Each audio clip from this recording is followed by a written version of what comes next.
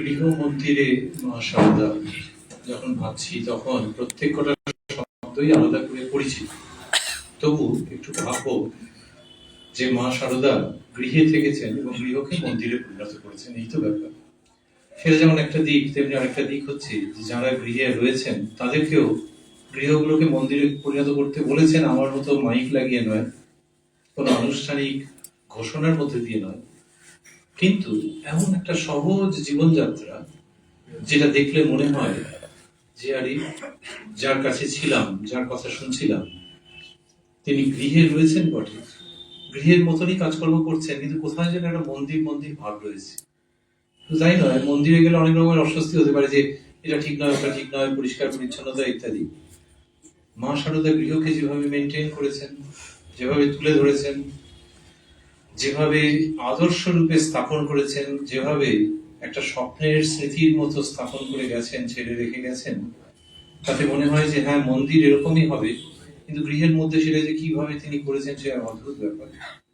আমরা বারবার ভাবছি কেন যে গৃহকে মন্দির, গৃহকে মন্দির। তার কারণ আগে ছিল কি যে গৃহ একদিকে, ঘর আরেকদিকে, মন্দির আরেকদিকে। ছুটি পরে বেরোতে হবে, জামা কাপড় গায়ে চাপিয়ে বাইরে বেরোনোর মতো করে বেরোতে হবে। কিন্তু বাড়িতেই যদি মন্দির থাকে, তো বাড়িতে মন্দির কার না থাকে, ঠাকুর ঘরই তো একটা রকম আছে।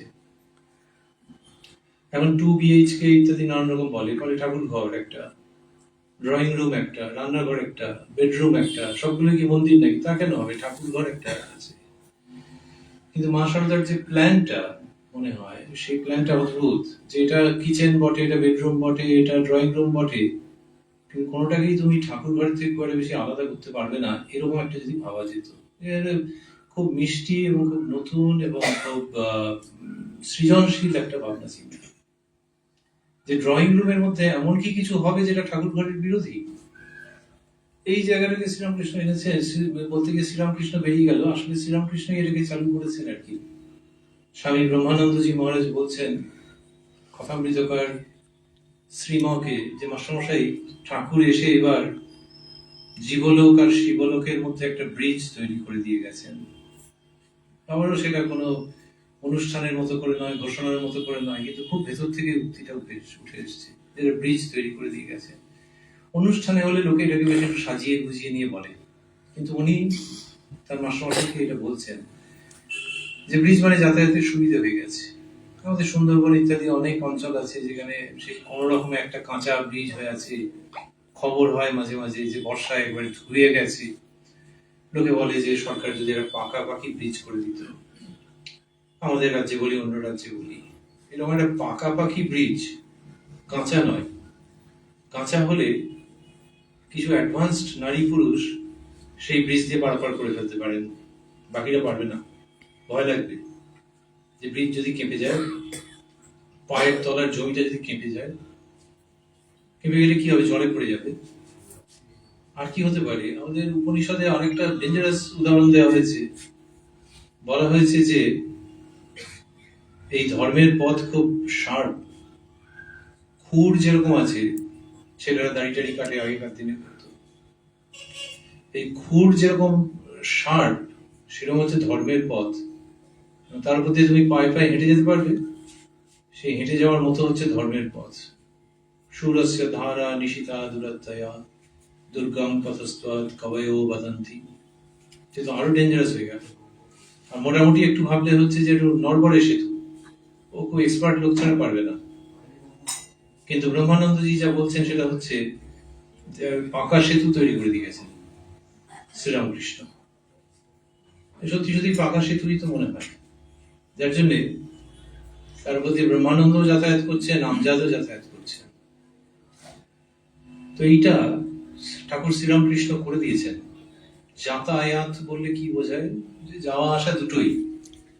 তাহলে এদিককার লোক, গৃহী লোক, হিন্দু, মুসলমান, আরো কত, 2025 শেষ হতে চললো, ভবিষ্যতে যে কত রকমের লোক এটা দিয়ে যাতায়াত করবে আমরা জানি না। আবার ভাবছি যাতায়াত, যে এদিককার লোক ঈশ্বরীয় রাজত্বে যাবে, আবার ঈশ্বরীয় রাজত্বের খবরও আসবে, টপাটপ টপাটপ আসবে। ব্রিজে কখনো হয় নাকি যে একদিক থেকে একদিকে যাবে? ঈশ্বরীয় রাজত্বের খবরও দেবে, সেরকমও লোক আছে। সেরকম সন্ন্যাসী আছেন, সেরকম গৃহী আছেন, তারা ওই দিককার খবর এদিকে দেবে, আবার এদিককার লোক ওই পাকা ব্রিজ দিয়ে এদিক থেকে ওদিকে যাবে। সেই যে ভাবনাটা যে ওখানে যাওয়াটা অসুবিধা নয়, বিশ্বাস করো ওখানে যাওয়া যায়। এবং গৃহী লোক হলে তাকে মাথা নিচু করে বসে থাকতে হবে, সে একটা উচ্চতার উপরে যা ছিল ঠিকই তো ছিল, তো সে একটা উচ্চতার উপরে আর উঠতে পারবে না। এইরকম যদি ভাবা হয় তাহলে কোনো মাথা নিচু করার ব্যাপার নেই, কষ্ট পাওয়ার দুঃখ পাওয়ার ব্যাপার নেই। অতএব সাধুর জীবন যদি ভাবি, সেটা গৃহীর লোকও সেদিকে তাকাতে পারে। কি হলো? তখন তো যা ছিল ঠিক ছিল, ডিস্টার্ব হয়ে যাচ্ছে তো। বাড়াতে যাচ্ছে খালি। তো গৃহী মানুষ, আমরা বলছিলাম যে সাধুর জীবন, সাধুর জীবন বললে আবার একটুখানি কেমন যেন হয়ে যায় যে তাহলে জানি গেরুয়া থাকি, তাহলে কি রামকৃষ্ণ মঠের না সারদা মঠের না কি? উত্তর হচ্ছে যে তা নয়, সাধু ভাব। সাধু ভাব, একজন সাধু যেমন গেঞ্জি পরে আছেন, গায়ে পাঞ্জাবি নেই, তা তখন তিনি সাধু নন নাকি? আবার যখন বিদেশে আছেন, কোট পরেছেন, হয়তো পাঞ্জাবি পরেননি, পড়া সম্ভব নয়, তাই তিনি সাধু নন নাকি? সুতরাং ড্রেস দিয়ে তো কিছু বোঝা যাবে না যে কোট পরেছেন, হ্যাট পরেছেন, ফুল প্যান্ট পরেছেন, সাধু নন নাকি? আসলে সাধু ভাব সেই সাধু ভাব যেখান থেকে সে ঘুরে ফিরে আলু পেঁয়াজ পটলের কথা বলে না, সে ঈশ্বরীয় প্রসঙ্গের কথা বলে। ওটা ছাড়া বাঁচতেই পারে না, ওটা অক্সিজেনের মতো। সে কোট প্যান্ট পরা হোক, গেরুয়া কাপড় পরা হোক, তুমি যাই বলতে যাও না কেন, বঙ্গের রাজনীতি বলো আর যাই বলো না কেন, ঘুরিয়ে ফিরিয়ে ঠিক ভগবানের দিকে নিয়ে আসবে এবং মনকে টেনে তুলে নিয়ে যাবে। অন্যের সমালোচনা বেশিক্ষণ করতে দেবে না, কিন্তু বন্ধুত্বপূর্ণ ভাবে। এই যে সমস্ত সাধু ভাব, এই রাজত্বটাতে গৃহীর প্রবেশাধিকার কতটা? ব্রিজ যে শ্রীরামকৃষ্ণ করে দিচ্ছে, তার মানে হচ্ছে যে গৃহীর এই পর্যন্ত প্রবেশাধিকার, আর তারপরে নেই, এসব আগে বলা হতো, কিন্তু এখন আর সেরকম নয়। এখন আর সেরকম নয় যে কোথাও লিমিট করা হচ্ছে না। এ আর এমন কি করেছে, এইটি আবার শ্রীরামকৃষ্ণ বললেন। ওই যে রাজা মহারাজ বলছেন, ব্রহ্মানন্দজি যে যিনি ব্রিজ করে দিয়ে গেছেন, তার সঙ্গে যদি ওই কথাটাকে জুড়ে দিই যে এ আর এমন কি করেছে। এখন ভোটের আগে সব প্রতিশ্রুতি হয় যে আগের সরকার আর কি এমন করেছে, আমরা লোকে শুনে কেউ কেউ হাসে, কেউ কেউ বিরক্ত হয় যে বাপরে বাপ, কি প্রতিশ্রুতি, কি প্রতিশ্রুতি। কিন্তু শ্রীরামকৃষ্ণের ক্ষেত্রে ব্যাপারটা খুব সলিড। তিনি বলছেন এ আর এমন কি করেছে, তোমাকে ঢের বেশি করতে হবে। কারণ এই একটা ব্রিজ করেছে, তুমি ঘরে ঘরে মন্দির তৈরি করবে। এভাবে ভাবতেই পারি। অদ্ভুত লাগে যে যিনি অবতার এবং জীবনের শেষের দিকটাতে পরিষ্কার বলেছেন একাধিকবার, সেই তিনি যিনি বলছেন যে রাম যে কৃষ্ণ ইদানিং এই দেহের রামকৃষ্ণ, সেই তিনিই বলছেন যাকেই বলুন না কেন, বন্ধুস্থানীয় কাউকে বলুন, শিষ্যকে কাউকে বলুন, স্ত্রী সহধর্মিনীকে বলুন, যে এ আর এমন কি করেছে। আরে বাবা, প্রথম অংশটাই তো সাংঘাতিক। উনি বলছেন যে এ আর এমন কি করেছে। আচ্ছা, তাহলে এই জীবন নাট্যটা একটু দেখতে হবে। মা শারদাকে বললেন যে এ আর এমন কি করেছে, তোমাকে ঢের বেশি করতে হবে। সেই যে ঢের বেশি করা, সেটা তিনি করেছেন। যা বিশেষ করে ভক্ত মহিলারা গেছেন, তো গিয়ে মায়ের ওখানে যখন গেছেন টেছেন, তখন মা দেখছেন যে তার সঙ্গে কথা বলছেন, কাউকে বলছেন বৌমা গায়ে বড় আমবাত হয়েছে, এই সমস্ত কথা হচ্ছে। তিনি এবার বলছেন যে বাড়িতে আছে, পাউডার নিয়ে আসবো। বলছেন হ্যাঁ তাহলে নিয়ে এসো। কিন্তু বেরিয়ে আসার পর মনে হচ্ছে যে অন্যরকম, আবার যেতে ইচ্ছে করছে। অনেক বেশি করা। তুমি খুব শুদ্ধ চিত্ত ব্যক্তি হলে তবে তোমাকে আসতে দেবো, শ্রীরামকৃষ্ণ এরকম করেছেন। এন্ট্রিটা ডিফিকাল্ট ছিল। আর তোমার সঙ্গে ঈশ্বরীয় কথা বই আর কিচ্ছু হবে না। তবে হ্যাঁ, যদি ঈশ্বরীয় কথা হয়, আমি ঘুম টুম ছেড়ে তোমার সঙ্গে কথা বলবো, কিন্তু তোমাকে রাত্রিরে থাকতেও বলবো। কত ছেলেকে বলেছেন সেইভাবে। কিন্তু ইনি হচ্ছেন যে না, তুমি এই ভাবের মধ্যে একবারে থাকো না থাকো, এসো, সুখ দুঃখের গল্প হোক। কিন্তু করতে করতে একের পর এক ব্যক্তি বলেছেন যে আসার পর মনে হচ্ছে যে কোথায় গেছিলাম আর বারবার যেতে ইচ্ছে করছে। অথচ যদি তাকে বলতে বলা হয় যে আচ্ছা তুমি ধর্মের কি কথা শুনে এলে, বেশি বলতে পারবে না। শ্রী শ্রী মায়ের কথা যে অপূর্ব গ্রন্থ, তাতে কতটা লেখা আছে বলুন তো? যদি কেউ ছেঁকে নেয় যে বেদ উপনিষদ বা শ্রীরামকৃষ্ণের কথা কতটা আছে, আছে আমার হিসাবে জানেন 35% মতো আছে হয়তো। বাকি 65% হচ্ছে ওই ঘর গৃহস্থালির খবর নিচ্ছেন, এ করছেন ও করছেন।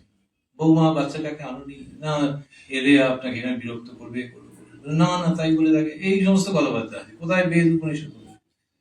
কিন্তু তার মধ্যে দিয়ে এমন একটা শুদ্ধতা, এমন একটা ভালোবাসা কোথাও একটা ছিল, আমার মতো মানুষের পক্ষে ব্যাখ্যা করে বলা অসম্ভব।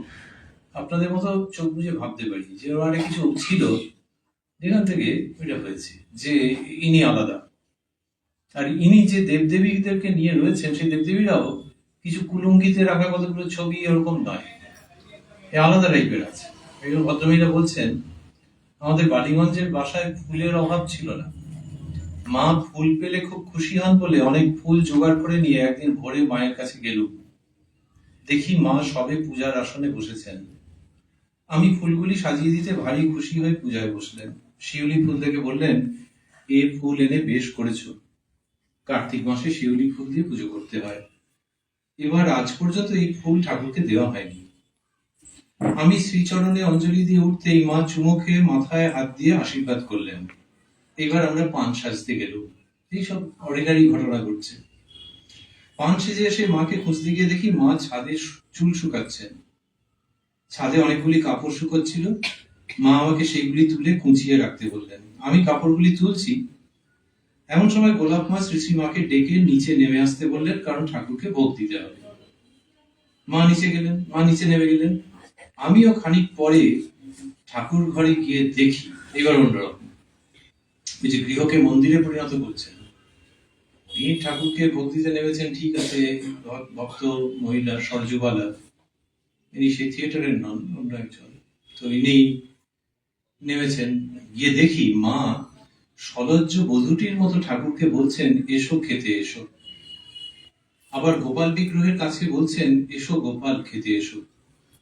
আমি তখন তার পিছনে দাঁড়িয়ে, হঠাৎ আমার দিকে দৃষ্টি পড়তেই হেসে বললেন, সকলকে খেতে ডেকে নিয়ে যাচ্ছি। এই কথা বলে মা ভোগের ঘরের দিকে চললেন। বইতে যার লেখা নেই, মনে হয় একটু লজ্জা পেয়ে এরকম বলেছেন যে ইনি তরুণ দেখেছেন যে এসো খেতে এসো এবং সলজ্জ বধূটির মতো বলছেন। শ্রীরামকৃষ্ণ বলছেন যে ঈশ্বরকে পেতে গেলে একটা সম্বন্ধ পাতাতে হয়। তিনি ভাই কি মা কি বন্ধু কি সন্তান, কিছু সম্বন্ধ পাতালে খুব তত্তর করে তার দিকে এগোনো যায়। মা শারদা যাকে বলা হচ্ছে শ্রীরামকৃষ্ণের লীলা সঙ্গী, তিনি কিন্তু শ্রীরামকৃষ্ণ চোখ বোঝার পরেও সলজ্জ বধূটির মতো বলছেন। এইখানে না আকাশ এবং পৃথিবী মিলিত হয়ে যাচ্ছে। যেমন সমুদ্রের ধারে দাঁড়ালে দেখা যায় যে সমুদ্র গিয়ে দূরে দিগন্তকে স্পর্শ করছে, এখানে ঠিক তাই।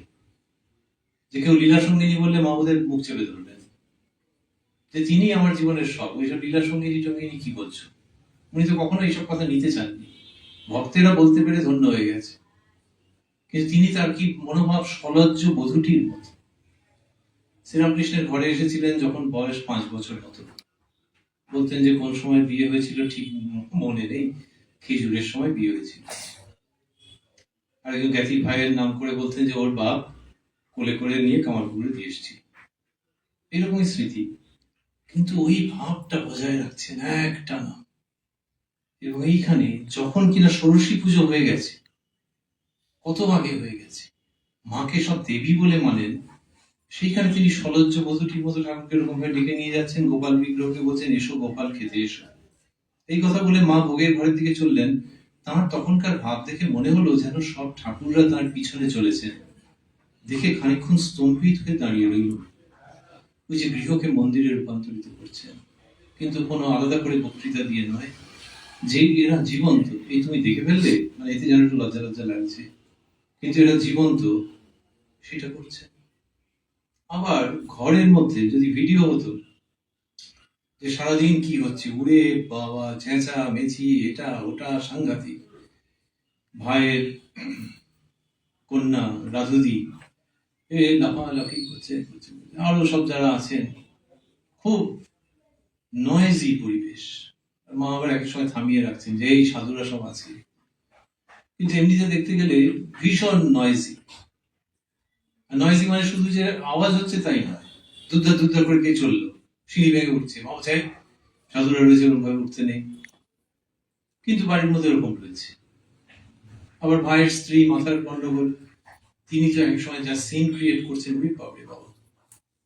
এখনকার দিনে মানুষ হলে সঙ্গে রাখতেন কিনা সন্দেহ, যে কোথাও দিয়ে আসতে হবে, বৃদ্ধাশ্রমেও নেবে না, সাংঘাতিক ব্যাপার।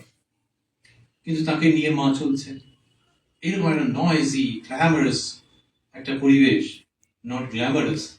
তো সেইখানেতে যে রয়েছেন শ্রী শ্রী মা, সেটা গৃহ, কেউ না ভাবে যে ওখানে গেলে শুধু ঘন্টার ধ্বনি শোনা যাচ্ছে, কি চিৎকার চিৎকার করছে, মায়ের উপরে আবদার করছে, অন্যায় আবদার করছে। আবার মা রাধুদিকে নিয়ে এক সময় কাছে টেনে নিয়ে খাওয়াচ্ছেন। কি খাওয়াচ্ছেন? দ্বীপ প্রহরে মায়ের বারান্দায় খাইতে বসিয়াছি, আরেকজনের স্মৃতি চালু আরেক জায়গায় আছে, রাধুকেও মা একধারে বসিয়া খাওয়াইতেছেন।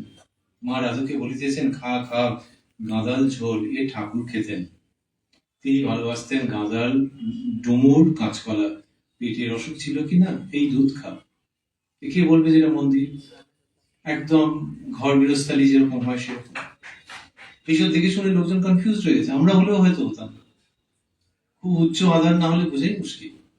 এই তো পাঁচজনকে নিয়ে রয়েছেন। আর হ্যাঁ, রামকৃষ্ণদেবের গুরু পত্নী, কিন্তু রামকৃষ্ণদেব এই কিন্তু যে রামকৃষ্ণদেব কত বড় ছিলেন, এই কিন্তুটা তো সাধারণ মানুষের মধ্যে হবেই। ওইরকম ভাবে দেখছে তো একজন রীতিমতো বিভ্রান্ত হয়ে গেলেন। একদিন কাশীর কয়েকটি স্ত্রীলোক শ্রী শ্রী মাকে দর্শন করিতে আসিয়া দেখেন মা রাধু, ভূদেব প্রভৃতি ছেলে মেয়েদের লইয়া খুব ব্যস্ত, আবার নিজের পরিধেয় বস্ত্রখানি ছিঁড়িয়া যাওয়ায় একটু সেলাই করিয়া দিতে গোলাপ মাকে বলিতেছেন, যে কাপড়টা ছিঁড়ে গেছে একটু সেলাই করে দাও। আর ওদেরকে নিয়ে একবারে অনেক সময় বলে তনছট অবস্থা। ওই দেখিয়া তাহাদের একজন বলিয়া উঠিলেন, মা আপনি দেখছি মায়ায় ঘোর বদ্ধ। বলি বাবা, সাংঘাতিক কথা, বলে দিয়েছে। অস্ফুট স্বরে মা বলিলেন, কি করব মা, নিজেই মায়া। ব্যাখ্যা করছেন না, কিন্তু তিনি মায়ার স্বরূপিনী, সেটা কোনো হালকা করে বললেন যে কি করব মা।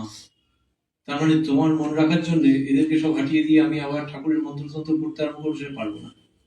এদেরকে নিয়েও থাকবো, আবার যখন খাওয়ার সময় হবে ওদেরকেও খাওয়াতে নিয়ে যাবো। এই দুটো একসঙ্গে যিনি করছেন, তার সম্বন্ধে নিবেদিতা বলেছিলেন, চিঠিতে লিখেছিলেন যে আমার ধারণায় বর্তমান পৃথিবীর তিনি মহত্তমা নারী, the greatest woman in the world today. আর ওই যে ওদেরকে নিয়ে রয়েছেন, সেলাই টেলাই করতে দিচ্ছেন, এ করছেন বলছেন, কিন্তু সাবধান থাকছেন সব সময় যে এখানে সাধুরাও রয়েছে, শুধু সারদানন্দজি রয়েছেন তাই না, আরো সব রয়েছে। মায়ের সময় বলছেন যে আচ্ছা ওর সন্ন্যাস নাম এইটা, এর মানেটা কি, এরকম তো সাধুরা রয়েছেন। সাধুদেরকে নিয়ে গৃহী, এমনি যদি আমরা একটা কোনো সেন্টার ভাবি, রামকৃষ্ণ মিশনের হোক, সারদা মঠের হোক, তো সব আলাদা আলাদা ব্যাপার আছে। যে তুমি বই কিনতে হলে বই কেনো, ঠাকুর ঘরে যেতে হলে তুমি ঠাকুরের ওখানে যাও, কিন্তু খুব সাবধানে থেকে। আর সাধুদের কোয়ার্টার্স ওপরে, লিফটে যেন ওখানে চলে যাও না, অনেক জায়গায় আছে যে ওই তলায় যেন উঠো না, ওটা সাধুদের কোয়ার্টার্স, স্বাভাবিক। বা ওখানে সন্ন্যাসিনী মায়েরা থাকে, ওই জায়গাটাতে যাবেন না আপনারা এইখান পর্যন্ত। সূর্যাস্তের পর ওই গঙ্গার ধারে যাবেন না, সেখানে সাধুরা গিয়ে হয়তো তখন ধ্যান জপ করছেন। তো সব আলাদা করা আছে। গৃহী মানুষকে কেউ ছোট করছেন না, কিন্তু মিশিয়ে দিলে কি করে কি হবে, সাধুদের ব্যাঘাত হবে। শ্রীরামকৃষ্ণ শ্রী শ্রী মায়ের এটা বিশেষত্ব, যা একদম মিশিয়ে দেওয়ার দোরগড়ায় প্রায় রয়েছে ব্যাপারটা, কিন্তু তার মধ্যে থেকেই তিনি চালাচ্ছেন। একই বাড়ির মধ্যে সাধু এবং গৃহী। এই বাড়িটা কোন বাড়িটা? রিসেন্টলি একটা বাড়ির উদ্বোধন হলো, মায়ের বাড়ি রয়েছে। তার আগে উনি বিভিন্ন বাড়িতে থেকেছেন, কিছু ভাড়া বাড়িতে ছিলেন, যার জন্য স্বামী বিবেকানন্দের খুব আক্ষেপ যে মাকে ভাড়া বাড়িতে থাকতে। কিন্তু রেন্টেড হাউস হোক, ওন হাউস হোক, যেখানে তিনি সাধুদেরকে নিয়ে রয়েছেন এবং সাধুরা ধ্যান জপ করছেন, ওই সময়টা প্রচন্ড একবারে গনগনে আগুনের মতো তাদের ভেতরকার ভাব। আর রাধুদি চলছে, তার মা যা তা অ্যালিগেশন আনছে মাথার। কিন্তু একটা বাড়ির মধ্যে, রেন্টেড হোক পার্সোনাল হোক, একটা বাড়ির মধ্যে যে তিনি রয়েছেন সাধু এবং গৃহী, এই বাড়িটা কত নম্বর বাড়ি? কর্পোরেশনের হিসেবে কিছু একটা আছে নম্বর, কিন্তু যদি আমরা খুব বড় করে নিই বাড়িটাকে, যে চলো একটা ছবির মতো, দেয়ালগুলোকে অনেক সরিয়ে সরিয়ে দিলাম, ঘরগুলো অনেক বড় বড় হয়ে গেল, পুরো চত্বরটা বিশাল হয়ে যাচ্ছে। তাহলে দেখা যাবে যে সেইখানে সাধুও রয়েছেন, গৃহীও রয়েছেন, এবং পুরোটা কিরকম বড় হতে হতে হতে হতে পুরো জগৎ জোড়া হয়ে যাচ্ছে। And we very sweetly and very comfortably come to the concept of Sangha Janani.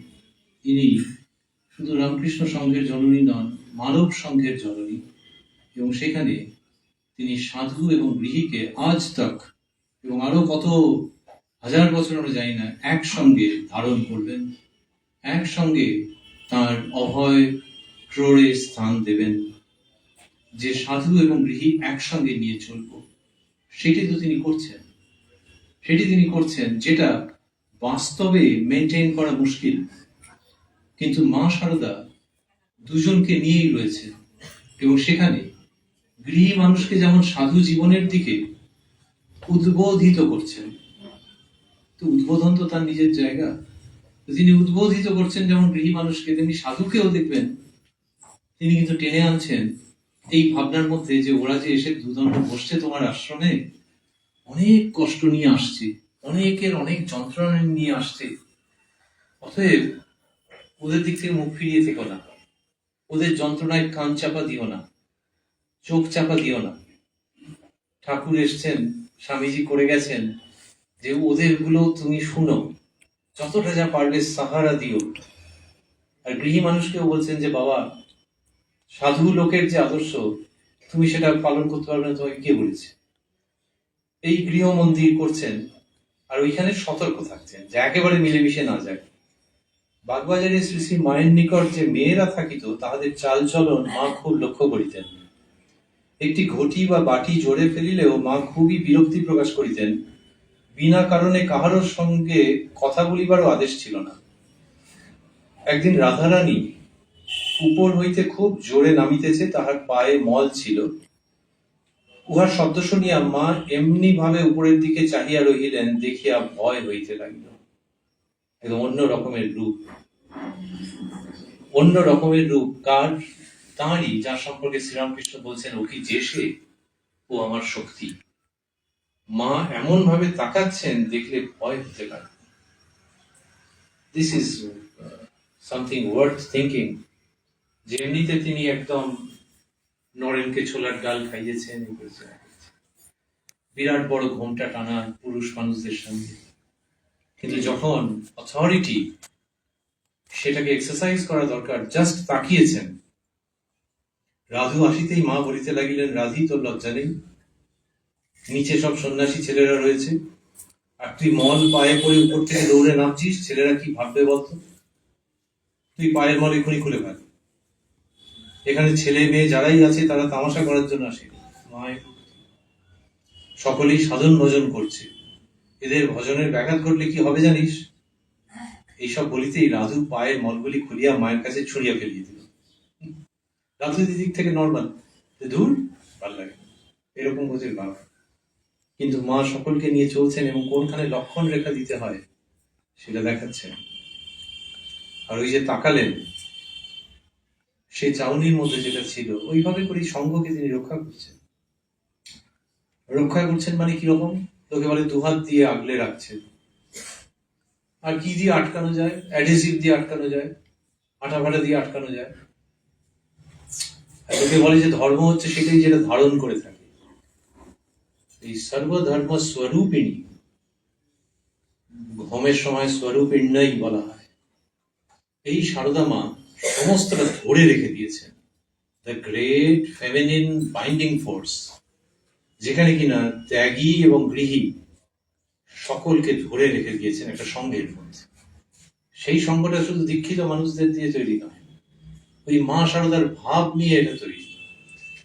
এবং 2025 সাল সাক্ষী আছে যে কত উৎকট সমালোচনা করা লোক মা শারদার প্রসঙ্গে এসে যখন বলতে যাচ্ছে, যখন কলম ধরছে, তখন এটা অন্যরকম হয়ে যাচ্ছে। আমি নিজেই বহু দেখেছি যারা রামকৃষ্ণদেবকে নিতে অস্বস্তি হয়, স্বামী বিবেকানন্দের নিতে অস্বস্তি হয়, কিন্তু কারোর কথা শুনবার লোক নয়, কিন্তু মা শারদার কাছে এসে একেবারে অন্যরকমের হয়ে যাচ্ছে। Binding force. তিনি বলছেন না যে কালকেই তুমি দীক্ষা নাও, কিন্তু মানুষের যে বিক্ষেপগুলো, অহংকার জনিত যে মনোভাবগুলো, যাতে যে সে কষ্ট পায়, মা শারদা সেগুলোকে কমাচ্ছেন এবং কমিয়ে সবটাকে সংহত করে রাখছেন তিনি। সুতরাং তিনি ধর্মস্বরূপী, তিনি ধরে রেখেছেন পুরো সমাজকে এবং ধরে রেখেছেন ওই গৃহ মন্দির কনসেপ্টের মধ্যে দিয়ে, যে মন্দিরও নষ্ট করব না, গৃহও নষ্ট করব না, কিন্তু গৃহ আর মন্দিরের মধ্যে একটা অপূর্ব ভাবক প্রবাহ বইয়ে দেব। ওই যে উপরের দিকে তাকিয়েছেন ওই রূপে, সেই মা যখন মিশছেন তখন যে কেউ এসে বলছে মা দীক্ষা দীক্ষা, আচ্ছা মা অমুক দিন দীক্ষা হবে। এগুলো মেয়েদের সঙ্গে বেশি হয়েছে, ছেলেদের সঙ্গে ডিস্টেন্স রাখতে হতো স্বাভাবিক, মেয়ে বউদের সঙ্গে বেশি হচ্ছে। বিবাহিত স্ত্রী লোকেরাই বেশিরভাগ এসছেন যে আচ্ছা বৌমা পরশুদিন দীক্ষা হবে, ঠিক আছে। তিনিও মনের আনন্দে ফুল ফল সমস্ত নিয়ে এসছেন। একাধিক বিবরণে রয়েছে যে মা বলছেন এসেছো মা করে, ও মা যখন দীক্ষা দিতে বসেছেন তখন যে মূর্তি, তার দিকে সরাসরি তাকানো যাচ্ছে না। একাধিক বিবরণে রয়েছে যে কি পাওয়ারফুল এবং অন্য রকমের ভাইব্রেশন, সেটাতে ভয় ভয় লাগছে, গা ছমছম করছে। কিন্তু তারপর দীক্ষার সব অনুষ্ঠান হয়ে যাওয়ার পর বলছেন নাও এবার ফল টল খাও, মনে হচ্ছে যেন বাবা স্বাভাবিক হয়ে গেছেন তিনি। কিন্তু তার আগে এরকম হচ্ছে। বৃন্দাবনে যখন শ্রী শ্রী মা গেছেন তখন সঙ্গে রয়েছেন যোগানন্দ মহারাজ। তিনি স্বপ্ন দেখলেন যে মা ঠাকুর বলছেন তাকে মা শারদার কাছে দীক্ষা নিতে। তো তিনি ভাবছেন যে ভুল দেখছি নাকি, তারপর মায়ের কাছে জিজ্ঞেস করে জানলেন তিনি ওরকম করেছেন, স্বপ্ন দেখেছেন। যোগিন মা, মা যাকে বলতেন যোগেন, পূজ্যপাদ যোগিন মা এক জায়গায় বলছেন যে মা আমার দ্বারা যোগানন্দ স্বামীকে জিজ্ঞাসা করিলেন যে তাহার মন্ত্র হইয়াছে কিনা। যোগানন্দ স্বামী বলিলেন না মা, বিশেষ কোনো ইষ্ট মন্ত্র ঠাকুর আমায় দেন নাই, আমি নিজের রুচি মতো একটি নাম জপ করি। ওই কথা জানিয়া মা তাহাকে একদিন মন্ত্র দিলেন। ঠাকুরের ছবি ও দেহাবশেষ রক্ষিত কৌটা সম্মুখে রাখিয়া মা পূজা করিতেছিলেন। তিনি যোগানন্দ স্বামীকে ডাকাইয়া বসিতে বলিলেন। এইবার হয়েছে কি, যোগিন মা নিজের মতো রয়েছেন, পাশের ঘরে রয়েছেন, আর মা যোগানন্দজিকে দীক্ষা দেবেন। আবারও ভাবছি লজ্জা পটাবৃত, যে ঘোমটা খোলেন না, কিছু করেন না, খুব মৃদু ভয়েস গলায় কথা বলেন। এখানে অন্যরকম হলো, তিনি যোগানন্দ স্বামীকে ডাকাইয়া বসিতে বলিলেন। পূজা করিতে করিতে মায়ের ভাবাবেশ হইল, সেই ভাবাবেশেই মা মন্ত্র দিলেন। এমন জোরে মন্ত্র বলিলেন যে পাশের ঘর হইতে আমি উহা শুনিতে পাইলাম। এটা কিন্তু সেই মা নন যিনি অত্যন্ত ধীরে ধীরে কথা বলেন, লো ভলিউমে বলেন। এত জোরে বলছেন যে যোগিন মা বলছেন পাশের ঘর থেকে আমি শুনতে পাচ্ছি। তাহলে এই যে গৃহ এবং মন্দির আলো করে যিনি বিরাজ করছেন, একবার বিরাজ গো মা, এই যিনি বিরাজ করছেন তার কি অপূর্ব মূর্তি। এমনিতে গানে আছে, বামা ভয়ঙ্করা ভীষণে মধুরা, হর মনোরমা মানস মোহিনী। কিন্তু এখানে ভীষণে মধুরা ঠিক নন, কিন্তু পৌরুষ দৃপ্ত তার যে তেজ, সেটা বহু মানুষ দেখেছেন। আবার অন্যদিকে একেবারে সফট অ্যান্ড মেলোড সুইট মাদার, এইটা মিলিয়ে তার ওই গৃহ মন্দির রচনা এবং সেটাকে ধরে থাকা। যখন দরকার হচ্ছে তখন তার মধ্যে কিন্তু কথাগুলো বলছেন, মেন কথাগুলো বলছেন। নিজের দিক থেকে বললেন একটা প্রখর বৈরাগ্যের কথা, তারপর হরিণের কথা বলছেন। একজনকে বলছেন, ভক্ত মহিলাকে, কিসের দেহ মা, দেশের ছাই বই তো নয়। হট করে এটা বলছেন, ওই নানান খজকর্মের মধ্যে কথাবার্তার মধ্যে। কিসের দেহ মা, দেশের ছাই বই তো নয়, তার আবার গরব কিসের? যত বড় দেহখানাই হোক না, পুড়লে ওই দেশের ছাই, তাকে আবার ভালোবাসা। হরি বল হরি বল, জয় মা জগদম্বা, গোবিন্দ গোবিন্দ, রাধা শ্যাম, গুরুদেব, গঙ্গা গঙ্গা ব্রহ্মবাড়ি। এই তীব্র বৈরাগ্যের কথা বলেছেন। এই শরীরটাকে নিয়ে কি ভাববে বলো দেখিনি। এই তো শেষ পর্যন্ত ওই পরিণতি। যেন এক জায়গায় বেড়াতে গিয়েছিলাম বলেই গল্পের মতো করে শ্রী শ্রীরামকৃষ্ণ হলে এটাকে কিছুক্ষণ হয়তো কন্টিনিউ করতেন, কিন্তু শ্রী শ্রী মা ওই কোমলে কঠোরে বেড়ানোর গল্প বলছেন। 2 মাস আরা জেলায় কৈলোয়ার বলে এক দেশে ছিল, সেখানকার জলবায়ু ভালো বলে, সঙ্গে গোলাপ, বাবুরামের মা, বলরামের পরিবার, এরা সব ছিল। সে দেশে কি হরিণ মা, সব দল বেঁধে তিন কোনা বয়ের মতো হয়ে চলেছে। দেখতে না দেখতে এমন ছুট দিলে সে আর কি বলবো, যেন পাখা ধরে উড়ে যাচ্ছে। এমন দৌড় দেখিনি। আহা, ঠাকুর বলতেন হরিণের নাভিতে কস্তুরী হয়, তখন তার গন্ধে হরিণগুলো দিকে দিকে ছুটে, তার গল্পের মধ্যে দিয়ে নিয়ে গেছেন, বেড়ানোর গল্পের মধ্যে দিয়ে নিয়ে গেছেন। আর কৈলোয়ারের কথা বললেন, কিন্তু আসলে বলতে চাইছেন যে চল চলো চলো চলো কৈলোয়ারে যাবো না, মনো চলো নিজ নিকেতনে। দেখতে না দেখতে এমন ছুট দিলে সে আর কি বলবো, যেন পাখা ধরে উড়ে যাচ্ছে। এমন দৌড় দেখিনি। আহা, ঠাকুর বলতেন হরিণের নাভিতে কস্তুরী হয়, তখন তার গন্ধে হরিণগুলো দিকে দিকে ছুটে বেড়ায়, জানে না কোথা থেকে গন্ধটি আসছে। তেমনি এই পর্যন্ত ঠাকুরের কথা। তেমনি ভগবান এই মানুষের দেহের মধ্যেই রয়েছেন, মানুষ তাকে জানতে না পেরে ঘুরে মরছে। ভগবানই সত্য, আর সব মিথ্যা। কি বলো মা? একেবারে বন্ধুর মতো ভঙ্গি, যে আমি বলছি তোমায় শুনতে হবে না, তুমি কি বলো। এটা আধুনিক শিক্ষা ব্যবস্থারও সঙ্গে খুব অঙ্গীভূত এই স্টাইলটা, যে আমি বলছি তোমরা কেউ কিছু জানো না, এরকম কেন হবে? আমিও তোমারটা শোনার জন্য অ্যাম অল ইয়ার্স, শুনবো। সেই ভঙ্গিতে মা বলছেন, এবং ওই তীব্র বৈরাগ্যের কথা বলতে বলতে, হরিণের গল্প বলতে বলতে, ঠাকুর এবং কস্তুরী মৃগ এবং তার নাভি থেকে এই গন্ধ উঠছে সেটা জানতে পারলে, ওই কস্তুরী মৃগ, অ্যাকচুয়ালি কস্তুরী মৃগ আপনি যদি অনলাইনেও দেন দেখবেন যে তার পারফিউমের বিরাট দাম। তো সেই কস্তুরী মৃগ সে যখন জানতে পারে যে তার নাভি থেকে উঠছে, তার কি হয়, তার ছুটোছুটিটা থেমে যায়। শ্রীরামকৃষ্ণ বোঝাচ্ছেন যে যখন মানুষ জানে যে তার ভিতরেই অনন্ত আনন্দের উৎস, তখন বাইরের জগতের মজা ফুর্তিতে আর মন যায় না। এইরকম সব মা গৃহ আর মন্দিরকে মেলাচ্ছেন। দেশের ছাইয়ের কথা বলেছেন, তারপর একটা 3-4 ছেলে বা মেয়েকে গল্প বলার মতো করে হরিণের গল্প বলতে বলতে কিন্তু টুক করে আবার দিব্য বাণী পরিবেশন করছেন, কি অপূর্ব ভাবে। আর সাধুর সঙ্গে যখন হচ্ছে, সাধুর ব্যাপারে ওই গৃহ মন্দির আমরা বলছিলাম, মন্দির মানে তুমি সাধু বলো, সাধু সাধু ভাব বলো বলো, উচ্চ আদর্শ বলো, ত্যাগ বৈরাগ্য বলো, যেভাবে তুমি। সাধুর প্রসঙ্গে বাড়ির মধ্যে থেকে আপত্তি উঠেছে, সাধু ভাবটা ঠিক আছে, কিন্তু যে সাধু হয়ে যাচ্ছে ইয়াং ছেলে। মনসা নামে একটি ছেলে মায়ের কাছে আসিয়াছে, দীক্ষা ও গৈরিক লওয়ার খুব ইচ্ছা। মাও তাহাকে আনন্দের সহিত উহা দিলেন। আরে বাবা, দীক্ষাও দিলেন এবং গৈরিক দিলেন। দীক্ষা দিচ্ছেন গৈরিক। এখন রিলস হয় বা শর্ট ভিডিওস হয়, যে বেলুড় মঠে নতুন সন্ন্যাস পেয়েছেন যে সন্ন্যাসী, তাদের পদ্ধতি জানলে তো অবাক হতে হবে, যে 10-11 বছর ধরে চলল সাদা কাপড়ে থাকার পর, তারপরে মন্ত্র দীক্ষা বা সন্ন্যাস দীক্ষা কে দেবেন? সংঘগুরু দেবেন, অন্য কেউ দেবেন না। সংঘগুরুই দেওয়ার কথা। যদি সংঘগুরু খুব অসুস্থ থাকেন সে আলাদা কথা, তাহলে সংঘগুরুই দেবেন। এবং খুব ক্লোজলি গার্ডেড একটা অনুষ্ঠান, যে যার মধ্যে দিয়ে সন্ন্যাস দেওয়া হবে, সে রামকৃষ্ণ মঠ হোক, সারদা মঠ হোক, মা দিয়ে দিচ্ছেন। মা সন্ন্যাস দীক্ষা দিচ্ছেন এবং গৈরিক বড় বস্ত্র দিচ্ছেন। ঠিক যেমন একজন কত ভক্ত মহিলাকে দুর্গাপুজোর সময় রঙিন শাড়ি দিয়েছেন আনন্দ করে, যে বৌমা এখানে পড়বে, বিশেষ করে গরিব মানুষদের খুব দিয়েছেন। সে যেরকম দিচ্ছেন তেমনি একটি ইয়াং ছেলেকে গেরুয়া দিয়ে দিচ্ছেন। চাকরিখানি কথা নাকি? হরিবাব হরিবাব, এরকম দেওয়া যায়? মা দিচ্ছেন। দীক্ষা ও গৈরিক লওয়ার খুব ইচ্ছা, মাও তাহাকে আনন্দের সহিত উহা দিলেন।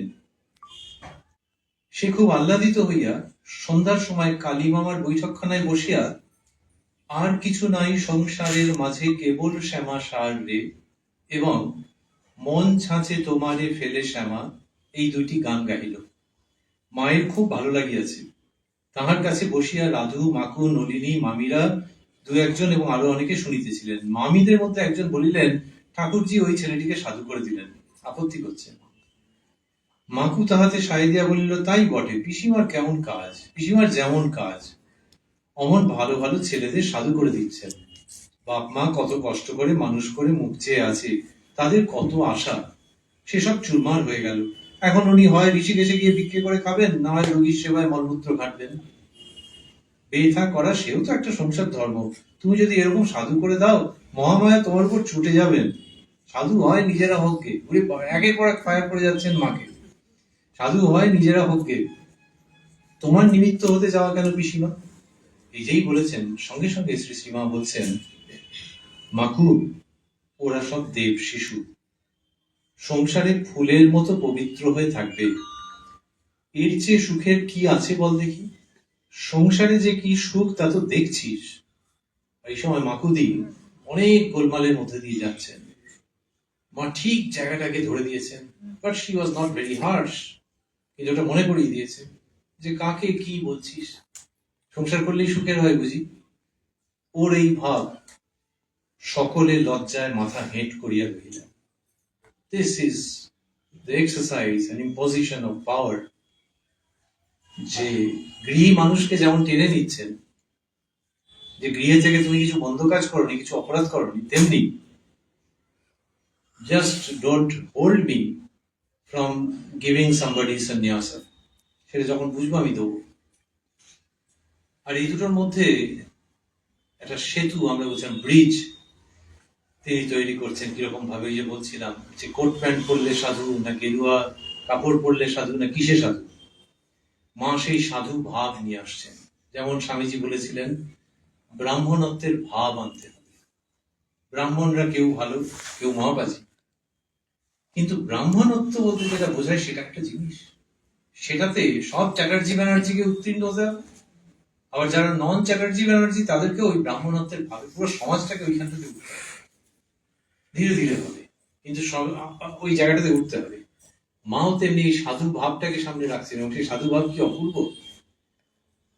দেবীর বোধন যেদিনে নবম্যাদি কল্পারম্ভ, এটি 1918 সালে শ্রী শ্রীমা দেহ রক্ষা করবার বছর দুয়েক আগে রাফলি শ্যামাদাস কবিরাজ মশাই রাধুকে দেখতে এলেন। মা রাধুকে ডেকে দিতে বললেন, আমি ডাকতে গেলুম। একটু পরে রাসবিহারী মহারাজ গিয়ে কবিরাজ মহাশয়কে ডেকে নিয়ে এলেন। দেখবার পর মা কবিরাজ মশাইকে প্রণাম করতে রাধুকে বললেন। এইখানটা হচ্ছে একদম আপনাদের কি হইতো জানি না, আমি ব্রাহ্মণ বাড়ির ছেলে হয়ে দেখেছি, ছোট বয়সে তো বটেই অনেক রেস্ট্রিকশন ছিল, যে অব্রাহ্মণ হলে পায়ে হাত দিয়ে প্রণাম করবে কেন? ভালো করে কথাবার্তা বলো, সম্মান জানাবে, পায়ে মা অব্রাহ্মণ, ভালো মন্দ আমি বিচার করবার কে? কিন্তু সমাজের মধ্যে ছিল। আর সেখান থেকে যদি 1918 পিছিয়ে যায়, উনি বাপরে বাপ, খুব স্ট্রিক্ট, খুব স্ট্রিক্ট। সেইখানে মা বলছেন যে কবিরাজ মশাইকে প্রণাম করতে বলছেন। রাধু নত হয়ে প্রণাম করলো। তিনি চলে যেতে কেউ কেউ বললে, উনি কি ব্রাহ্মণ? মা, না, বৈদ্য। তবে যে প্রণাম করতে বললেন, মা, তা করবে না, কত বড় বিজ্ঞ, ওরা ব্রাহ্মণ তুল্য, ওকে প্রণাম করবে না তো কাকে করবে? কি বলো মা? আরেকজন যিনি সামনে আছেন তাই ভাবে বলছেন। এই নতুন যুগ তার সূচনা করছে।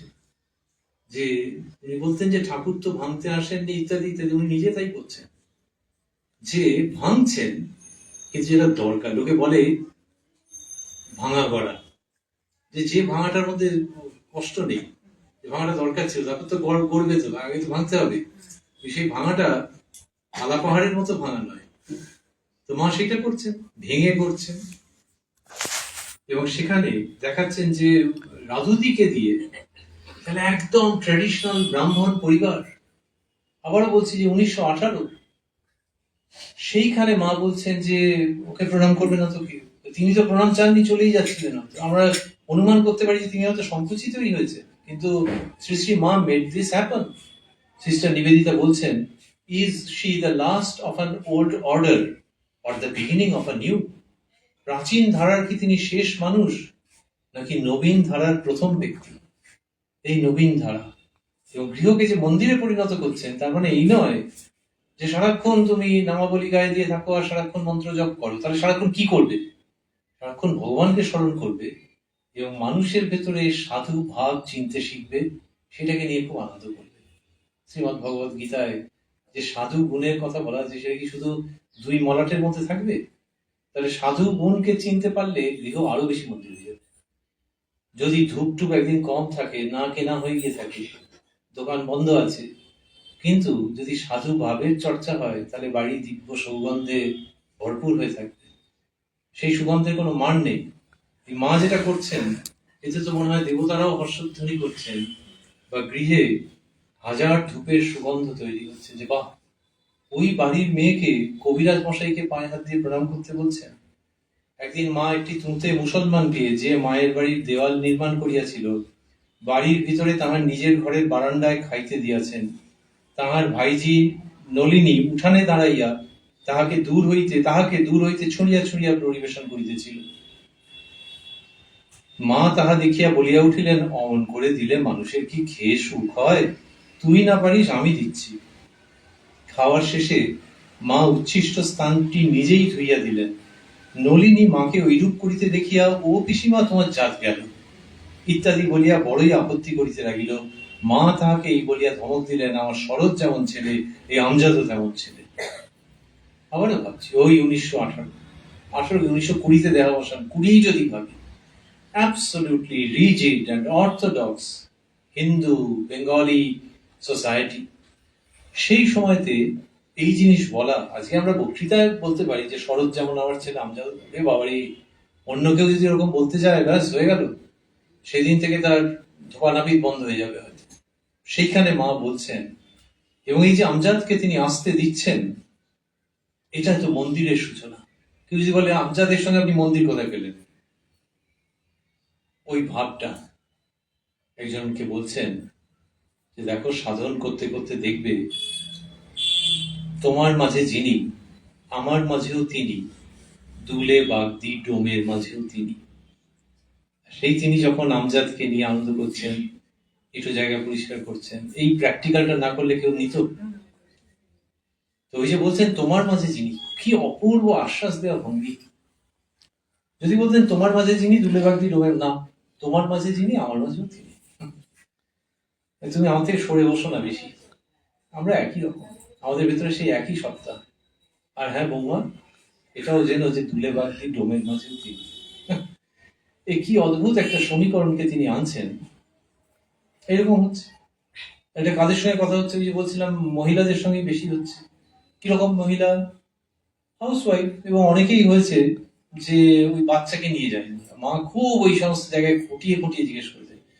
জয়রামবাটিতেও হয়েছে, এখানেও হয়েছে। এখানে তো এসে রাত্রিবাস করতে পারতেন না উদ্বোধনে, জয়রামবাটিতে হয়েছে, স্বামী স্ত্রী গেছে, আত্মীয়স্বজন গেছে, মা তো সব খুঁটিয়ে খুঁটিয়ে খবর নিচ্ছে, বাচ্চা না আনিনি কেন, না মা এখানে এসে নোংরা করবে। বলতে, মা আমি মা আছি, আমি মা এখানে এসে নোংরা করবে, তুমি কেন আনোনি? এইরকম ভাবে তাকে করেছেন, চেস করেছেন। আর সত্যি বাচ্চা এলে তো ঝক্কি বাড়বে, তারা আনেনি, কিন্তু মা জিজ্ঞেস করছে। তিনি তো বলতে পারেন যে আমি মা সকলের, এবং যখন বাচ্চা এসে নোংরা করে দিয়েছে, তখন মা সেই সব পরিষ্কার করেছে, যে তা নাহলে আমি মা হলাম কি করে? তাহলে বাচ্চার মায়েরও তিনি মা, বাচ্চারও তিনি মা, দিদিমা ঠাকুমা নন, একেবারে গর্ভধারিণী মা যেমন হন সেই রকম। একটা অদ্ভুত অস্তিত্ব। ইংলিশে বলা হয়েছে এনিগমা, অদ্ভুত ঘটনা, যাকে ব্যাখ্যা করা যায় না। সে এনিগমা বলতে গেলেও শেষে মা উচ্চারিত হয়, এইরকম সব অদ্ভুত ব্যাপার। আর এই যে বলছিলাম যে যারা কিনা গৃহস্থ, ভদ্র মহিলা সমস্ত, কেউ বিবাহিত, কেউ অবিবাহিত, অবিবাহিত মেয়েরাও গেছে। আবার এই গৃহ যখন মন্দির হচ্ছে, তখন ওইগুলো মনে রাখছি যে মন্দিরের মধ্যে ইউজুয়ালি আবর্জনা থাকে না, কিন্তু যে কিনা ভালো ডিও ফিও দিয়ে চুল আসে গেল, তার মনের মধ্যে হয়তো অনেক আবর্জনা রয়েছে। কাউকে ছোট করছি না, আমাদের সকলের কথাই ভাবছি, মনের মধ্যে হয়তো আবর্জনা রয়েছে। যদি এমনটা হতো যে মন্দিরটাও একদম টিপটপ থাকবে আর ভেতরটাও টিপটপ থাকবে, তাহলে সেটা শ্রেষ্ঠ মন্দির। আর যদি আবর্জনা থাকে মনের মধ্যে, তাহলে কি হবে? একটি সম্ভ্রান্ত কুলমহিলা কর্মবিপাকে দুষ্প্রবৃত্তি পরায়ণা হয়ে পড়েন। তবে তার পূর্বজন্মের সুকৃতিও ছিল, তাই একদিন কোনো সাধুর দৃষ্টিপথে পড়ে সদুপদেশ পেয়ে নিজের দুষ্কৃতি ও ভ্রম বুঝতে পেরে বিশেষ অনুতপ্তা হন, এবং সেই সাধুর উপদেশে একদিন বাগবাজারের বাটিতে শ্রী শ্রী মায়ের চরণ প্রান্তে এসে উপস্থিত হয়েছিলেন। কিন্তু ভেতরে খুব, তার একেবারে ভেতরটা ছিঁড়ে যাচ্ছে, যে পা স্লিপ করে গিয়েছিল সংসারিক জীবনে, যা করা উচিত ছিল না সেটা তিনি করেছেন। এখন মা সব জানেন, এই জানাটা অন্তর্যামী রূপে বলা হচ্ছে না, খবর তো সব রটে যায়, তো মা জানেন যে যে এসছে সে কি ঘটনা। ঠাকুর ঘরে প্রবেশ করতে সংকুচিত হয়ে দোরগোড়ায় দাঁড়িয়ে কাঁদতে কাঁদতে তিনি নিজের সমস্ত পাপের কথা মায়ের কাছে ব্যক্ত করে বললেন, মা, আমার উপায় কি হবে? আমি আপনার কাছে এই পবিত্র মন্দিরে প্রবেশ করবার যোগ্য নই। ওই মন্দির আর পবিত্র মন্দির, কিন্তু আমি বাইরেটা টিপটপ, কিন্তু আমার নিজেকে নিয়ে আমার তো অসুবিধা রয়েছে। তো সেইটা বলছেন যে পবিত্র মন্দিরে প্রবেশ করবার যোগ্য নই। শ্রী শ্রী মা তখন অগ্রসর হয়ে, বাকিটা কি যদি আপনাদেরকে জিজ্ঞেস করি, যেগুলি অনুমান করে বলুন, অন্য কাউকে যদি জিজ্ঞেস করি, আমার আত্মীয় স্বজন কাউকে যদি জিজ্ঞেস করি যিনি কিনা এই যে ঘটনাটা জানেন না, আপনাদের অনেকেই হয়তো জানেন, তিনি বলবেন যে কি হতে পারে, মা তাকে ঠাকুরের ঘরের দিকে আসতে দিলেন এই পর্যন্ত। আমি আপনার কাছে এই পবিত্র মন্দিরে প্রবেশ করবার যোগ্যা নই। শ্রী শ্রী মা তখন অগ্রসর হয়ে নিজের পবিত্র বাহু দ্বারা মহিলাটির গলদেশ বেষ্টন করে ধরে সস্নেহে বললেন, এসো মা, ঘরে এসো। গলা জড়িয়ে ধরে, নিজের ওই শ্রী হস্ত দিয়ে তার গলা জড়িয়ে ধরে বলছেন, এসো মা, ঘরে এসো। ঘরে এসো মানে কোথায়, কত স্কোয়ার ফিট? আসলে হচ্ছে ঈশ্বরীর দিব্য প্রাঙ্গণে এসো। অন্যভাবে বলতে গেলে এই ঘর আমার নয়, এই ঘর তোমাদের সকলের। এসো মা, ঘরে এসো। পাপ কি তা বুঝতে পেরেছো, অনুতপ্ত হয়েছ, এসো, আমি তোমাকে মন্ত্র দেব, ঠাকুরের পায়ে সব অর্পণ করে দাও, ভয় কি? প্রেমানন্দজি মহারাজ বলছেন যে যে বিষ আমরা হজম করতে পারছি না, মায়ের দিকে খেয়াল করেছি তিনি অক্লেশে, এই তো তাই তো। ওই শব্দটা আমরা ব্যবহার করলাম, উচিত হলো কিনা জানি না, কিন্তু যিনি ওই রকম কাজ করেছেন, মা তাকে ডেকে বলছেন যে আমি দীক্ষা দেবো, দীক্ষা দেবো। এবং দীক্ষা দেবো মানে দূর থেকে না, আমি যেমন অনেক সময় ভিখারি টিখারি দূর থেকে দিই, কোভিড এর পর লোকে আরো সচেতন আছে যে মা গলায় হাত দিয়ে জড়িয়ে নিয়ে তাকে চলে এলেন, বললেন এসো মা, ঘরে এসো। এইটা যিনি করছেন তিনি মন্দিরকে অন্য তাৎপর্যে নিয়ে চলে যাচ্ছেন। See this temple which is neat and clean outwardly and also inwardly. আর ওই যে বলেছিলেন যে তোমার মাঝে যিনি আমার মাঝে তিনি, এই তো এখানে দীক্ষা মনে হয় 50% হয়ে গেল, যে আমার মাঝে যিনি, এই দিলুম তোমার মাঝেও তিনি। এই তো মা গৃহকে অন্যরকম ভাবে মন্দিরে, এবং সেখানে ওই সাধুদেরকে নিয়ে থাকছেন, রাধুদিকে নিয়ে থাকছেন, যে মহিলা রিপেন্টেন্ট তাকে নিয়ে ওরকম ভাবে তিনি আক্ষেপ করছেন, তাকে নিয়ে গলা জড়িয়ে ধরে নিয়ে আসছেন।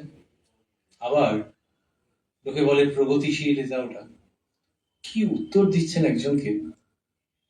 সেই ভদ্রমহিলা বলছেন, সকলে চলে যেতে মাকে একা পেয়ে জিজ্ঞাসা করলুম, মা, স্ত্রীলোকদের অসুচি অবস্থায় ঠাকুরকে পুজো করা চলে কি? সঙ্গে সঙ্গে উত্তর দিচ্ছেন। শ্রী শ্রীমা বললেন, হ্যাঁ মা, চলে, যদি ঠাকুরের উপর তেমন টান থাকে। এই কথা আমিও ঠাকুরকে জিজ্ঞাসা করেছিলাম। ঠাকুর বলেছিলেন, যদি পুজো করার জন্য তোমার মনে খুব কষ্ট হয় তাহলে করবে, তাতে দোষ নেই, নতুবা করো না। তা তুমি পুজো করো, মনে করতে, কিন্তু মনে কোনো দ্বিধা এলে করো না। এখানে কিন্তু নতুন যুগের সূচনা রয়েছে। যদি খুব দ্বিধা হয়, কেউ জোর করছে না, আমিও করছি না, কিন্তু যদি মন ভগবানের দিকে ওই দিকে চলে যায়, যে খুব করে তাকে ডাকতে ইচ্ছে করছে, তার সেবা করতে ইচ্ছে করছে, কি অদ্ভুত ব্যালেন্সে নিয়ে আসছেন, কিন্তু ভাঙছেন। আর যখন দেয়াল ভাঙা হয়, ধম ধম ধম ধম করে আওয়াজ হয়, মানুষের লোকে বলে ভাবে বুকের মধ্যে লাগছে। আর এইখানে যে ভাঙছেন, এটা পাঞ্চজন্যের মতো আওয়াজ আছে এতে, যে খুব যদি ঈশ্বরের দিকে টান হয়। এই যদি বলছেন মানে যে তুমি মেয়ে ছেলে, তাদের কি হয়েছে, এরকম টান হতে পারে। এবং যখন সেটা হবে, তখন ওই সমাজপতিদের ভ্রুকুটির দিকে ফিরেও তাকাবে না, কিন্তু I am leaving it to yourself, যে ইউ ডিসাইড। তাহলে what is the takeaway? পাওয়া যাচ্ছে কি? পাওয়া যাচ্ছে এইটাই, যে মনে যদি ঈশ্বরের সঙ্গে সেই ডাইরেক্ট কানেকশনটা হয়ে যায়, তাহলে কারো কথা শুনতে হবে না। এবং কি অসুচি, তখন মনের দিক থেকে যদি সূচি থাকো, তাহলে কোনো চিন্তা নেই। এই নতুন জায়গা শ্রী শ্রী মা নিয়ে আসছেন। এই তো দুজন রমণীর মধ্যে কথোপকথন, নিবেদিতা এগুলোকে স্পট করেছিলেন, যার জন্য বলছেন যে নতুন যুগের সূচনা, নতুন যুগের সূচনা। আর এরই মধ্যে আমরা যেরকম বলছিলাম যে গভীর আধ্যাত্মিক বাণী দিয়ে যাচ্ছেন আপনাদের কাছে, যে বলছি অনেকটা সিরিয়াস হয়ে যাচ্ছে হয়তো। আপনারা দেবেন্দ্রনাথ মজুমদার মহাশয়ের এই পূর্ণ স্থানে ধৈর্য নিয়ে শুনছেন, আমার ভালো লাগছে। হালকা কথা বলা উচিত হবে কিনা জানি না। মুড়ি বাদাম যে লোকে খায় ভালো, বেশ, যে মুড়ির মধ্যে বাদাম আছে, যদি বাদাম খুঁজে না পাওয়া যায়, লোকে ঝগড়াঝাটি করবে যে দূর বাদাম নেই। আর যদি অত্যধিক বাদাম হয়ে যায়, সে আরেক অশান্তি। কিন্তু মুড়ির মধ্যে বাদাম, আমাদের মতো করে যদি ভাবি যে একটা ঠিকঠাক প্রমোশনে আছে, মানে দিব্যি খেতে লাগছে। হালকা করে বললাম আর কি, মায়ের জীবনটার সঙ্গে এর খুব মিল আছে। যে প্রচুর বেদ উপনিষদের কথা, তুমি এই চৌকাঠ পেরোলে তোমাকে একটা বললাম, আবার ওইদিকে ছাদের দিকে গেলে তোমাকে প্রচুর বাদাম তা নয়। কিন্তু এই যে এসেছো, জল টল খেলে হলো হলো পরে যে বাড়ি চলে যাবে, কিন্তু বাদামও কিছু থাকবে। খুব অদ্ভুত প্রপোর্শনে। আর কি কতটা বাদাম দেবো, বাড়িতে মায়েরা বড়রা তারা জানেন যে এ এতটা পছন্দ করে, 1 চামচ দেবো কি কি দেবো ইত্যাদি। মাও সেরকম মায়ের পুরো কথার মধ্যে টুক টুক টুক টুক করে দেওয়া আছে, বাহ খেতে বেশ লাগছে। আর সেই কোট আনকোট বাদামের লোভেই লোকে আবার ফেরত ফেরত গেছে। যদিও মা কি দিয়েছেন, মুড়ি বাদাম নাকি সেটা একটু দেখবো প্রসঙ্গ। এই বাদামের মতো যেখানে কিনা টুক টুক টুক টুক করে বলছেন, তার মধ্যে একজনকে ধুম করে বলছেন, মা কত সৌভাগ্যে মা এই জন্ম খুব করে ভগবানকে ডেকে যাও। খাটতে হয়, না খাটলে কিছু হয়, না খাটলে কি কিছু হয়, সংসারের কাজকর্মের মধ্যেও একটি সময় করে নিতে হয়, এরকম বলছেন গল্পের মতো। আরেকদিন কুইজের মতো হয়েছে, কুইজ। নলিনী দিদি প্রভৃতি কয়েকজন কিছুক্ষণ তর্কের পর মাকে বলিতেছেন, একটা বিষয় নিয়ে হচ্ছিল, ভালো জিনিস নিয়ে তর্ক হচ্ছিল। এই পিসিমা বলতো কোন অপবাদ ভালো, ওই যে আমাদের ছোট বয়সে হতো না ধাঁধা টাঁধা জিজ্ঞেস করার। মা বলিতেছেন অপবাদের আবার ভালো মন্দ, এগুলোই মুড়ি টুড়ি খাওয়া হচ্ছে, বাদামটা পড়ে আছে। এইরূপ একটু একটু কথাবার্তার পর বলিতেছেন, তবে ধনের অপবাদই ভালো। কোন লোককে যদি বলা হয় তুমি বেশ ধনী, সে তা শুনে মুখে দীনতা বা অসন্তোষ যাই দেখাক না কেন, তার অন্তরটি বেশ খুশি হয়। এরকম সুন্দর একটা উত্তর দিলে, মানে দাদা নলিনীদি কি ভেবে কি বলেছিলেন কি জানি, কিন্তু মা বলছেন যে কাউকে বড় লোক বললে এই অপবাদটা ভালোই, সে বেশি এনজয় করে। এখান পর্যন্ত মুড়ি যাচ্ছে। এই কথা বলিয়া মা বলিতেছেন, এ তো হলো, আচ্ছা তোরা বল দেখি কোন জিনিসটা ভগবানের কাছে প্রার্থনা করতে হয়। এইবার বাদাম এর কৌটো এসে গেছে, কোন জিনিসটা ভগবানের কাছে প্রার্থনা করতে হয়। নলিনী দিদি বলিতেছেন, কেন পিসিমা, জ্ঞান ভক্তি, মানুষ যাতে সংসারে সুখ থাকে, সংসারে সুখে থাকে, এইসব প্রার্থনা করতে হয়। মা বলিতেছেন, এক কথায় বলতে গেলে নির্বাসনা প্রার্থনা করতে হয়। আর কোন জায়গা থেকে কোন জায়গায় নিয়ে এলেন, কেননা বাসনাই সকল দুঃখের মূল, বারবার জন্ম মৃত্যুর কারণ, আর মুক্তি পথের অন্তরায়। It is fantastic. যে একদম মেয়েলি আড্ডা, কিছু ধাঁধা হেয়ালি এই সমস্ত হচ্ছে, তার মধ্যে থেকে টুক করে এই জায়গাটা দিয়ে দিলেন। এই জায়গাটা দিয়েছেন কত, 1920। আজকে অর্চনালয়ে বসে 2025-এ আমরা আলোচনা করছি, আপনাদের মুখ দেখে বুঝতে পারছি আপনাদের আনন্দ হচ্ছে সেই কথাগুলো শুনে, যেগুলো আমার নয়। সুতরাং কে বলবে যে 1920-তে তার দেহাবসান, দেহের অবসান, but the spirit is more than alive. নাহলে লোকে শোনে, লোকের আনন্দ হয় যে এক কথায় বলতে গেলে নির্বাসনার প্রার্থনা, যে যেন কোনো বাসনা না থাকে।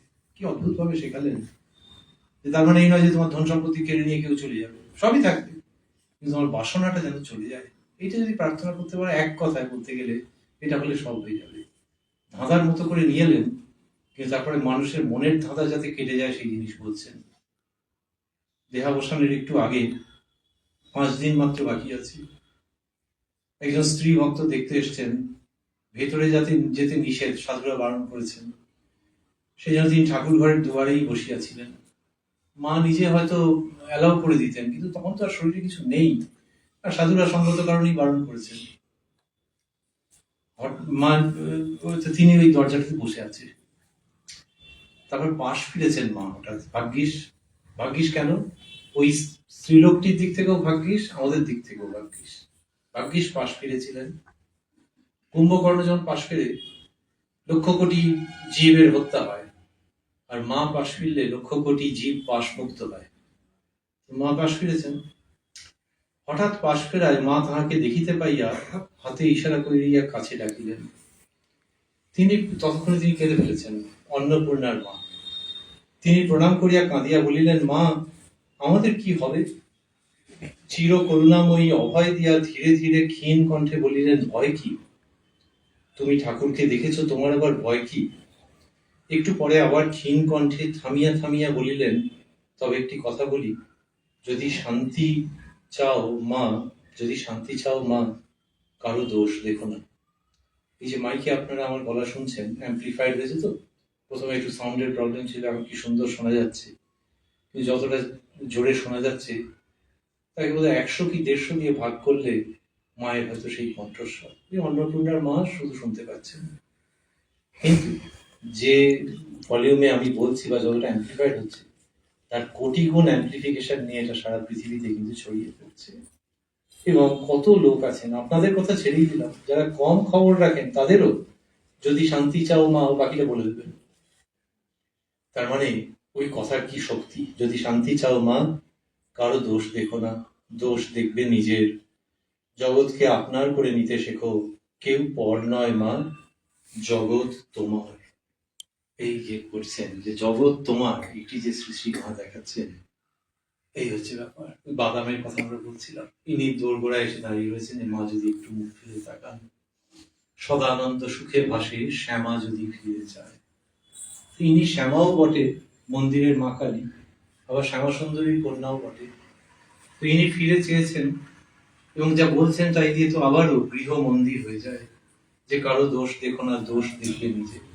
আমরা বাদামের কথা বলছিলাম, আর একদম শেষের দিকে খাবার দাবারের ব্যাপারটা একটু বলবো। শ্রীশচন্দ্র ঘটক, শ্রীশচন্দ্র ঘটক, তিনি কিছু মিষ্টি টিষ্টি নিয়ে গেছেন। 1915 খ্রিস্টাব্দের 24শে ডিসেম্বর সপরিবারে মাকে দর্শন করিতে উদ্বোধনে গিয়াছি। আজকে 9 তারিখ, তার মানে আজকের খুব কাছাকাছি সময়। পরিবারের হাতে কিছু মিষ্টি ছিল, শ্রীযুক্তা গোলাপ মা উহা অন্যদিন ঠাকুরকে দিবেন ভাবিয়া উঠাইয়া রাখিতেছিলেন। মা নিষেধ করিয়া বলিলেন, না গো না, না গো না, বৌমা যে মিষ্টি নিয়ে এসেছে তা এই বেলায় ঠাকুরকে দাও, এতে বৌমার কল্যাণ হবে। কত মিষ্টি, ওই মিষ্টি কি মিষ্টি, তার থেকে অনেক বেশি। পরদিন প্রত্যুষে পরিবার মায়ের নিকট গিয়াছিল। তিনি বোধহয় ভেবেছেন যে এই হট্টগোলের মধ্যে যাবো না, আলাদা করে যাব। এবং সন্ধ্যার সময় বাসায় ফিরিয়া আমাকে বলিল, শ্রীশবাবু বলছেন যে তার স্ত্রী এটা এসে রিপোর্ট করেছেন। কি বলেছেন? আজ মা আমাকে কত কৃপা করেছেন, জীবনে চিরকাল তা আনন্দ দেবে। বেলা 9টা-10টার সময় মা 3 পয়সার মুড়ি ও কড়াই ভাজা আনিয়ে আঁচলে নিয়ে মাটিতে বসে 2-4টি করে নিজের মুখে দিচ্ছিলেন, এবং 1 মুঠো করে আমাকে দিচ্ছিলেন, বৌমা খাও বলে। ভদ্রমহিলা তার স্বামীকে বলছেন, জীবনে অনেক ভালো জিনিস খেয়েছি, কিন্তু আজকের এই মুড়ি খাওয়ার আনন্দের তুলনা মেলে না। এটাই হচ্ছে ওই মায়ের মন্দিরের প্রসাদ, অপূর্ব। আমরা বলছিলাম যে মুড়ি বাদাম আমাদের মতো করে, মা একালে হলে হয়তো বাদাম টাদাম দিতেন, কিন্তু ওই একদম সাধারণ মুড়ি কড়াই ভাজা এনেছেন, এনে সেটা দিচ্ছেন। সুতরাং কড়াই ভাজা দিন, বাদাম দিন, আসলে যেটা ম্যাটার করে সেটা হচ্ছে যে তুমি আমাকে কতটা ভালোবেসে দিচ্ছ।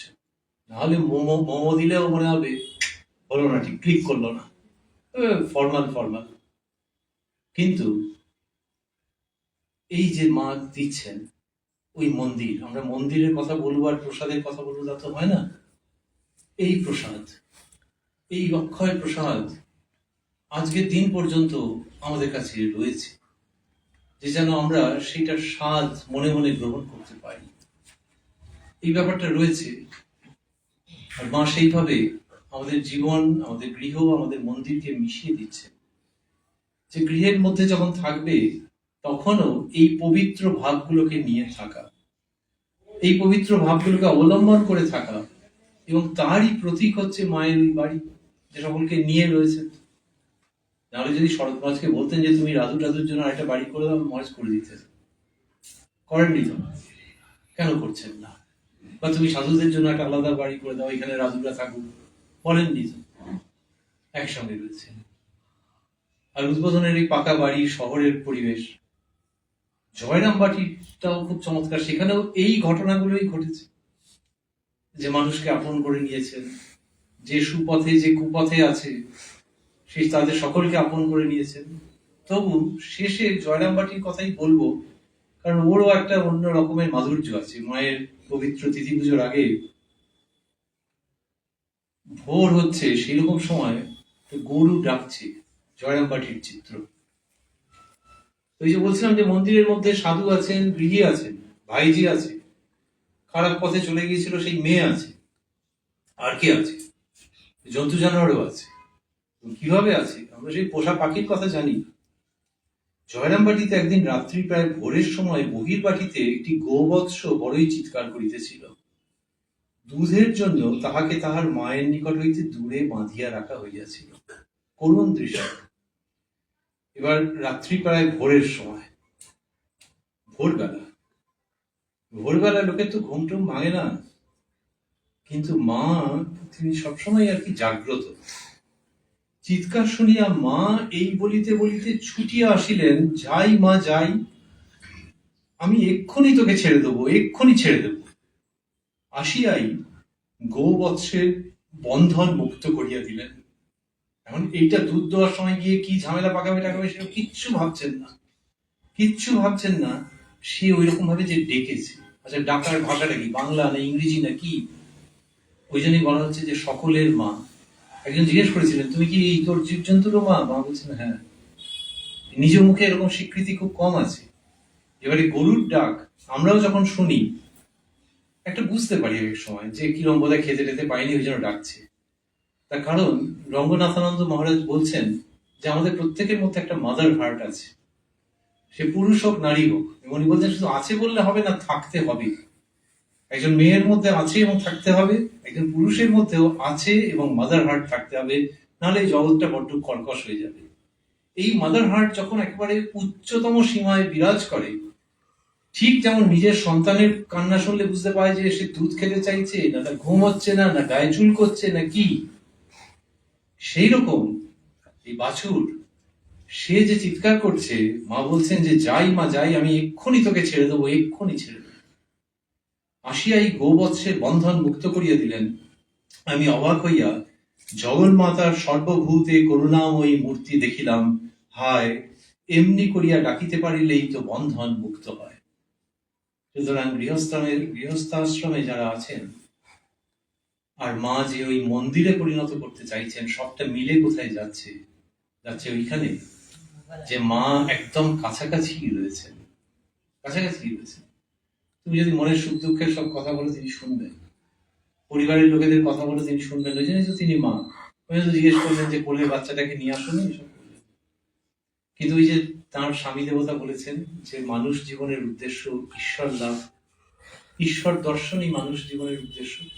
সুতরাং পরিবারের কারুর প্রতি কোনো দায়িত্ব কর্তব্যে কোনো কম্প্রোমাইজ না করেও এই যে গৃহ মন্দির আমরা যদি ভাবি, যেখানে প্রত্যেকের গৃহই হচ্ছে মন্দির এবং যেখানে মা বিরাজ করছেন, মা থাকা মানেই ঠাকুর আছেন, স্বামীজি আছেন, সেই গৃহ মন্দিরে কেউ যদি কাতর ভাবে মাকে ডাকতে পারে দিনান্তে, আর এটা দিনান্তে বলে মানে রাত্রির বেলা, আর এখানে বলছিল রাত্রি প্রায় ভোরের সময়, এটা হয়েছে। This is strange and this is very iconic, figurative, যে দিন রাত্রি কেটে গিয়ে ভোর হচ্ছে। আর সেই গোবৎসের জীবনেও ভোর হচ্ছে, মা মহামায়া স্বয়ং এসে দড়ি খুলে দিচ্ছেন।